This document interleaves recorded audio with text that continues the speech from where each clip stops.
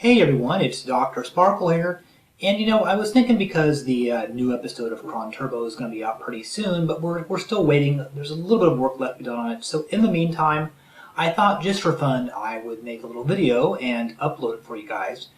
Now, as you might know, I mean, maybe people who follow me on Twitter or whatever will know that, I'm considered to be an expert in a lot of different fields. People are always asking me for advice, asking me questions, asking me, what should I think about this or that. They know that I'm an expert in many fields, such as music, and sometimes they say, Dr. Sparkle, I mean, I want to get into this stuff called progressive rock, but I really don't know anything about it. I'm sure you know everything there is to know, so is there any way you can help me out?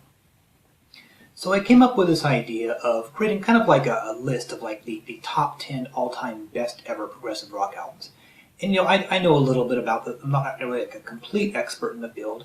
But I figured, well, I'll do some research. I'll go online. There's various online resources you can look at, like Wikipedia or AllMusic. Look through those. Look stuff on YouTube. Listen to some records. I did quite a bit of research on this. I probably listed well over 24 records in researching this video. So I put a lot of time and energy in it. So what we have here is what I think is going to be probably considered to be the definitive, absolute best top 10 progressive rock albums ever list. I mean, of course, other people have already done similar lists, but really I think this one is going to pretty much sweep all that under the table. This is now going to set the new standard for what really is like the very best of progressive rock. So let's get started. Now, if there's one band that any progressive rock fan will know, it is, of course, these guys right here, Yes. Now you'll be thinking, well, Dr. Sparkle, I mean, yeah, I know these guys. They had that hit song, right? Owner of a Lonely Heart. Yeah, it is true that album, 90210, was a really great record. They put out a lot of great stuff. That one, Drama. But going back a little bit earlier, I think we'll find some of their finest work. And I think the record that I'm picking for the list, perhaps my personal favorite, is Going for the One. Kind of weird, has a naked man on the cover. I don't know why. But this is like the classic Yes lineup, Rick Wakeman, all those other guys that were also in the band. Definitely, if you were going to start with an Yes album, this is a good one to start off with, and I'm going to put it on my list here at number 10. Now, this next one is going to be a little controversial, but you know what? I don't care. I'm not here to sort of, soothe over anybody's feelings. I'm here to rattle your cage. I'm here to sort of, break down the rules in terms of, what can or can't be considered to be progressive rock. So for number 9 on the list, I'm going to choose this record right here, Hawkwind's In Search of Space. And some people might consider this as being, well, not progressive rock, but, space rock, which is, basically the same thing in my opinion. It's just sort of like, long, groovy, spacey rock songs. Really no different than progressive rock. So I figured this is close enough that I'm going to put it on my list. Some of you guys might disagree with me. I don't care. I'm right, you're wrong. Number 9 on my list is Hawkwind, In Search of Space. Incidentally, you might know that the bass player on this is in fact Lemmy, later in Motorhead. So there's a very nice little musical fact you can follow away for later. You might impress someone with that. Now, for number 8 on the list, we sort of actually kind of have to have a little bit of a personal story here. See, several years ago, about 10 years ago or so, my uncle died. And, the family, we had to go out to the house and, sort of go through his stuff and clear stuff out, to do whatever with it. Kind of, handle the estate. And we're looking, and he had, like, all these records, like this huge shelf full of records. And we thought, well, let's go through it. I mean, maybe there's some good stuff. Maybe we can pull out some, some desirable albums like, Bob Seger or Steve Miller or something like that. And as we were looking through it, there was just like tons of stuff that none of us had ever heard of. All these weird bands, weird foreign bands, all these old records from like, I don't know, the 60s and 70s. I mean, it didn't really look all that interesting. So we ended up just sort of taking the whole thing and, just dropping it off at the Goodwill, let them get rid of that crap. However, one record we found actually got left behind. I figured, well, you know what, I will take it home and I will listen to it just to see if it's any good. And actually, it turned out to be a progressive rock album, and the band is actually from Italy. Isn't that crazy? You probably never knew there was prog rock in Italy. So this is just some old, obscure record from some band you never heard of called Il Balletto di Bronzo. The album is called Stereo 222, probably a ripoff of Rush's 2112. But I mean, not all these bands could be original. Despite this, the album is actually really, really good. It's quite impressive. I certainly was not aware that there were Italian prog rock bands. Probably you weren't either.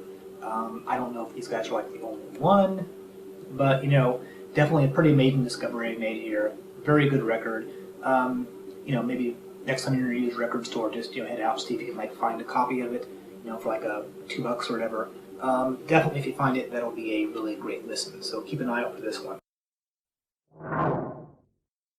Okay, so if you were creating your own prog rock list, you'd probably have, all the, aside from guys like Yes, probably like, some of like the big American U.S. prog rock bands of the 70s. Like there's like, Styx and Kansas and, all those kind of guys.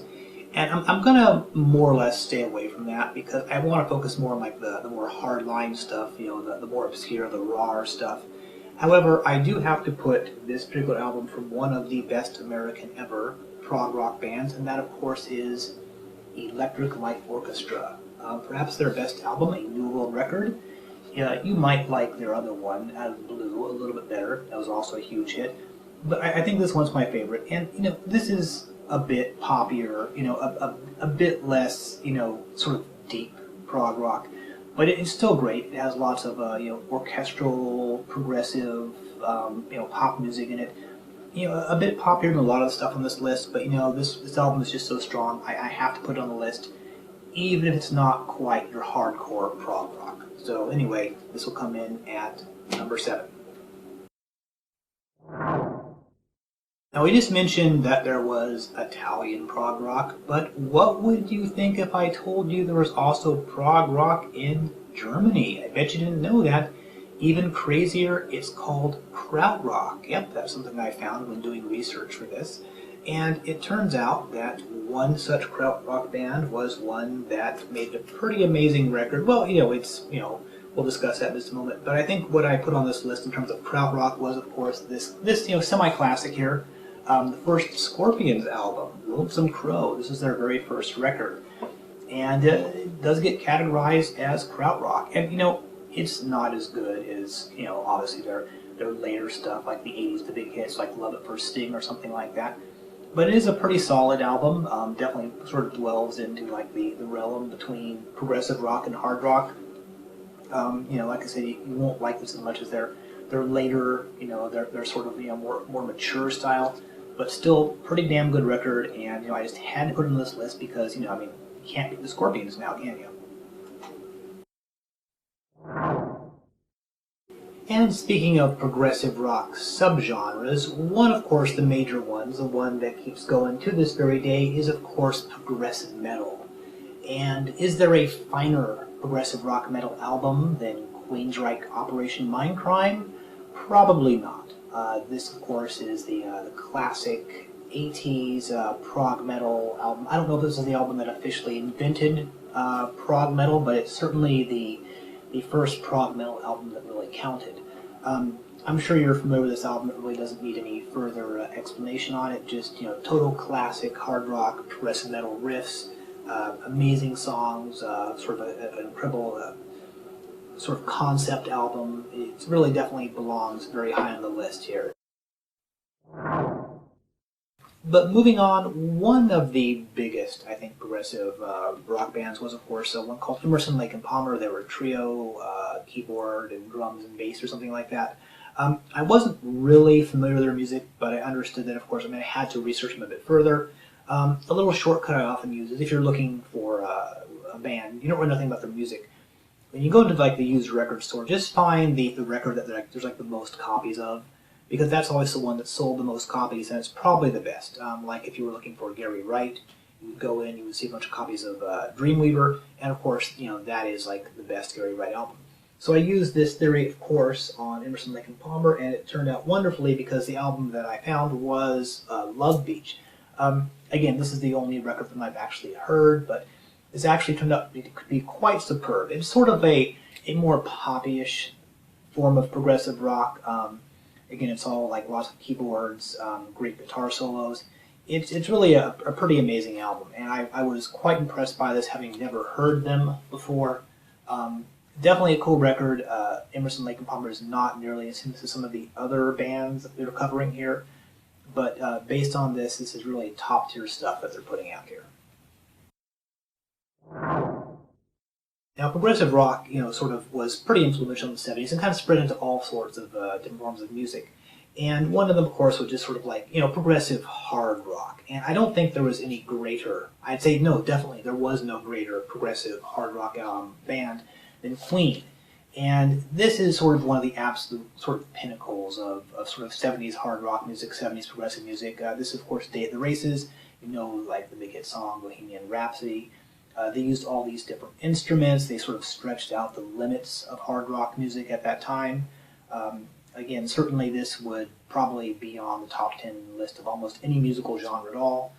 I'm sure you're all quite familiar with some of the many great songs on this record.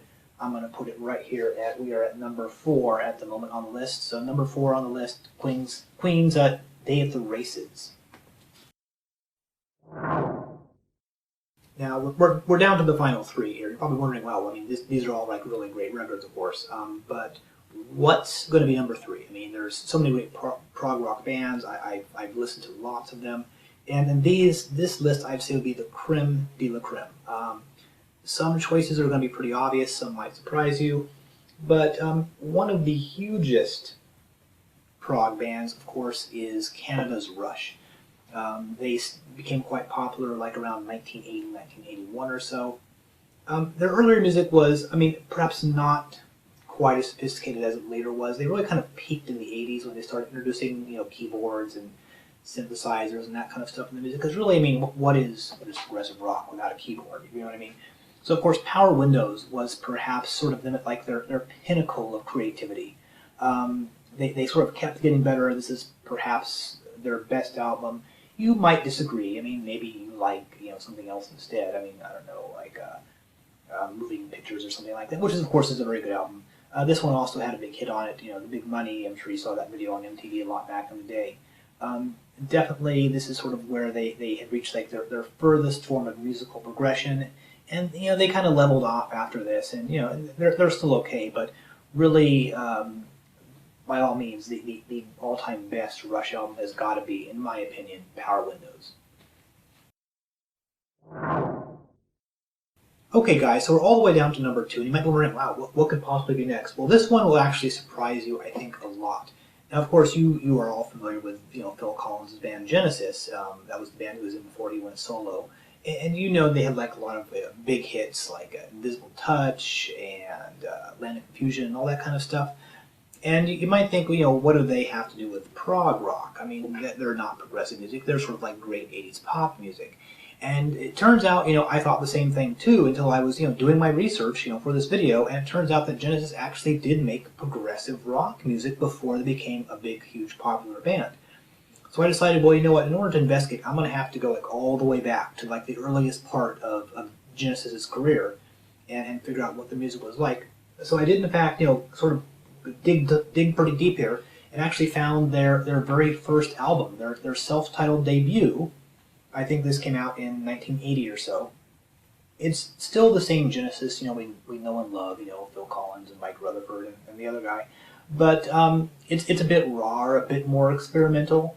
It's certainly not as out there as some of the progressive rock music we've seen so far today, but it's definitely not quite as polished as Invisible Touch and We Can't Dance and those other great albums. There is a hit on here like That's All. I'm sure you remember hearing that song on the radio back in the day. But this is definitely much earlier, much more unusual, a bit stranger version of Genesis. But the album actually is stone cold classic. I mean, so many great songs on here. Illegal Alien, a very, very powerful song, about social issues. This album is good enough that I'm going to put it at the number 2 spot on the list. Alright, we're down to the number 1 album, the number 1 best progressive rock album ever. And, at this point, I don't really think that I even have to tell you what it is. I'm sure you guys know. I mean, there can only be one thought in your head. Greatest, most important progressive rock album of all time. So I'll just go ahead and, you all know what I'm going to say here, but of course the answer is obviously, Led Zeppelin 4, the album that pretty much invented progressive rock music when this came out in the early '70s. Of course, Stairway to Heaven. That was the first song to ever be played on the radio. It was like longer than 4 minutes. They sort of like invented like the long rock song. They became more experimental. They started putting electric guitars and acoustic guitars together. They really sort of broke all the musical boundaries and sort of created kind of like the jamming and the long jams and stuff that we think of when we think of progressive rock music.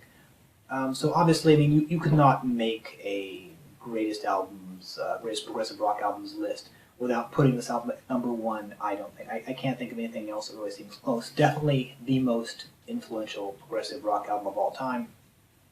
Probably the most influential, important rock album of all time.